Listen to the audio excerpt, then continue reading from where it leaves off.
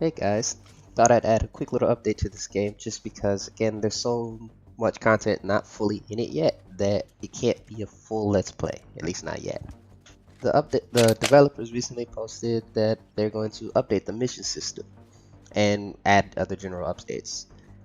They introduced a new quest system, which would allow you to have the basic generic missions, the ones that I've shown you: destroy bandits, capture bandits, find loot, etc.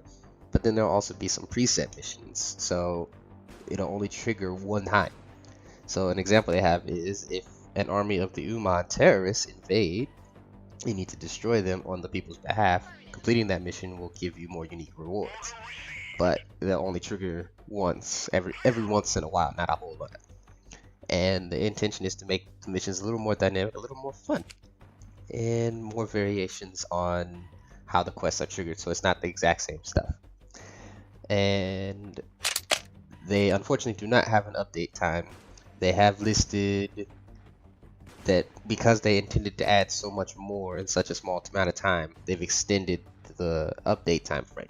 But they're going to try to release an update by the end of February. So I'm looking forward to it.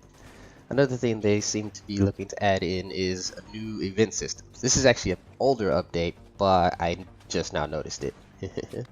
Either way, they'll be adding about 40 different events: city ones, diplomatic ones, and world ones. So city events, once you have your city, many events could happen based on the status of the city. For example, if the happiness level of the citizens are very low, it's possible for criminal events such as robbery or riots to happen and cause significant damage to the economy. Certain buildings can prevent harmful events from happening. For example, building a fire station, which I can't do that in the game currently, can help reduce the chances of the city on fire event, and police stations reduce the rate of criminal events. Positive events, such as civilians joining the army or civilians helping you build the city, reducing construction time, which is currently not in the game, can happen if the citizens are happy, which is very good. Now to diplomacy. So the event system mainly works for the diplomacy system. So if your relationship is below a certain threshold, like I don't know if you remember when I showed you the info tabs, but all of mine were at 0 and one was at -50. So let's say if it's below 30, arbitrary number, let's say it's below 30 relationship, the faction may declare war on you. On the other hand, if the relationship with this faction is excellent, say above 70, they may provide you with a lot of support, such as weapons, artillery support, attack helicopter support, and they may ask for something in return but they may ask for something in return, such as funding for their next military campaign. This also lets you know they're adding attack helicopters, which are currently not in the game, which is awesome. The last one we talk about is world events. So basically just randomly generated events: bandit camps, black markets, mercenary camps, convoys, and other things like that. So that way exploration is a little bit more interesting instead of just the barren map that you currently have. So they actually have a listing of one of the examples. Some of the benefits can have great benefit. For example, a successful attack on a bandit camp can not only bring you unique loot, but also dramatically increase your reputation.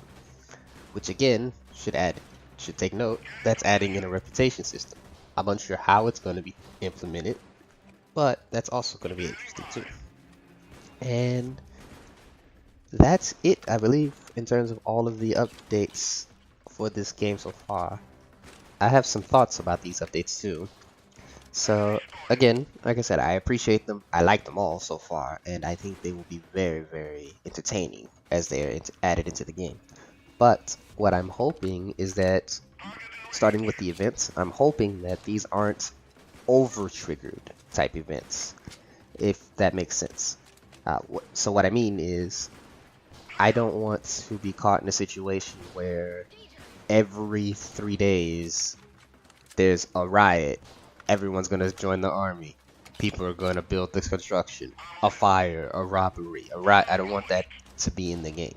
If it triggers too much, I think that'll remove a lot of enjoyment, because it'll just be you having to run around and babysit the entire city. with no way of actually going out to go fight other people or expand your territory. Another thing I worry about, just in terms of how it might play out, is the world events. What are the world events in general? I don't like I don't like when certain games use world events and end up giving you overpowered weapons. I tend to dislike how they play out. In many cases, it's usually the same battle or the same concept, just masked under seemingly different events. So what I would mean is, you'll say have a bandit camp, and you have to go in and clear out the bandits. That's one event. But then what's considered a second event? Mercenary camp. What's considered a third event? Rebel camp. These I don't feel are considered different things. I feel they're all the exact same concept. They just are using a different army, which I'm not saying doesn't make it that much more interesting, but I fear that the description of world event could get boiled down to how many different foreign entity camps can you destroy in the span of your gameplay. And I hope that is not the idea that they're going for here. Admittedly, that's me projecting. Nothing in the description that they give seems to indicate that that's what will happen. But in the event that's the case, I don't like it. I won't like it. But in general, I do like the idea of world events. I do think it makes the world that much more real. I just don't want them to rather, they are not in a position where they over trigger and it forces you to have to babysit or see the same 4 camps pop up 60 times in the one game. In terms of the diplomacy one, I'm pretty much for it. There's nothing I can think of that would be upsetting for me there. I don't know if they're going to add it, but I do hope you can do, alongside with the support thing, that you can have like AI battles, or not AI battles, but reinforcement battles with your allies. So it'll be you and whatever your friends are taking on whoever your enemies are, or whoever their enemies are, and working together to defeat them. I think that'd be very cool too. I don't know if the support thing is going to be they just join your army, or if it'll allow you to have 2 separate armies on the map at the same time. Seems like the former is easier to script than the latter, so I don't know which one will be in the game. But we'll see.